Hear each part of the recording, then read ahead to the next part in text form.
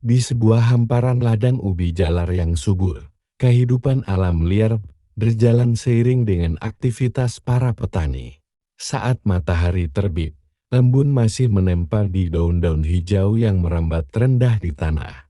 Tanaman ubi jalar tumbuh rapi, akar-akarnya perlahan membesar di dalam tanah, menyimpan harapan panen yang melimpah. Namun, di balik ketenangan pagi itu, ada kehidupan lain yang juga bergantung pada ladang tersebut, hama tikus. Tikus merupakan salah satu hewan yang sangat cepat beradaptasi dengan lingkungan pertanian. Mereka aktif terutama pada malam hari. Ketika suasana ladang mulai gelap dan sunyi, tikus-tikus keluar dari lubang persembunyian di pematang sawah. Dengan penciuman yang tajam, mereka mencari sumber makanan, dan ubi jalar menjadi salah satu target utama. Ubi jalar yang berada di dalam tanah justru membuatnya lebih rentan. Tikus menggali tanah dengan kaki depannya, lalu menggigit umbi yang masih muda maupun yang sudah besar. Bekas gigitan sering membuat umbi membusuk, sehingga kerusakan tidak hanya terjadi karena dimakan, tetapi juga karena infeksi jamur dan bakteri. Dalam waktu singkat, populasi tikus bisa meningkat drastis. Seekor tikus betina mampu melahirkan beberapa kali dalam setahun, dengan jumlah anak yang cukup banyak. Jika tidak dikendalikan, serangan tikus dapat menyebabkan kerugian besar bagi petani. Tanaman yang terlihat sehat di permukaan bisa saja ternyata rusak parah di bagian bawah tanah.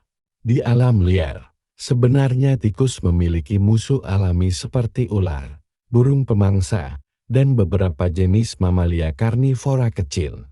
Namun, perubahan lingkungan seperti berkurangnya habitat alami dan penggunaan bahan kimia berlebihan sering membuat keseimbangan ekosistem terganggu. Akibatnya, populasi tikus menjadi lebih sulit dikontrol secara alami. Untuk mengatasi serangan hama tikus pada tanaman ubi jalar, diperlukan cara yang efektif namun tetap ramah lingkungan. Salah satu langkah yang dapat dilakukan adalah menjaga kebersihan lahan. Rumput liar dan semak yang terlalu lebat sebaiknya dibersihkan, karena dapat menjadi tempat persembunyian tikus. Dengan lahan yang lebih terbuka, tikus akan merasa kurang aman untuk beraktivitas.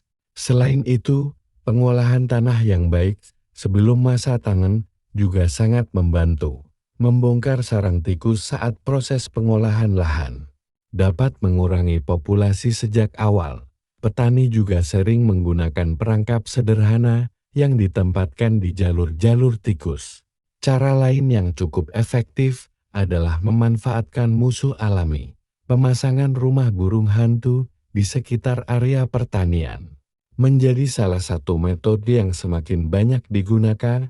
Burung hantu merupakan predator alami tikus yang aktif pada malam hari, sehingga sangat cocok untuk membantu mengendalikan populasi tikus secara alami tanpa merusak lingkungan.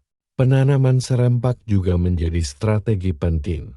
Jika penanaman dilakukan bersamaan dalam satu area luas, tikus tidak memiliki waktu panjang untuk berkembang biak di lahan yang berbeda tahap pertumbuhan. Hal ini membantu menekan tingkat serangan. Selain itu, pemantauan rutin sangat diperlukan. Petani perlu memeriksa tanda-tanda keberadaan tikus seperti lubang aktif, jejak kaki kecil di tanah, atau tanaman yang mulai layu tanpa sebab jelas. Dengan deteksi dini, tindakan pengendalian bisa dilakukan lebih cepat. Sebelum kerusakan meluas, kehidupan alam liar sebenarnya selalu berjalan dalam keseimbangan. Tikus hanyalah bagian dari rantai ekosistem yang mencari makan untuk bertahan hidup. Namun, ketika populasi mereka meningkat dan bertemu dengan lahan pertanian yang luas, konflik dengan manusia menjadi tidak terhindarkan. Melalui pengelolaan lingkungan yang baik dan penggunaan metode alami, serangan hama tikus dapat dikurangi tanpa merusak keseimbangan alam. Ladang ubi jalar pun dapat kembali tumbuh sehat.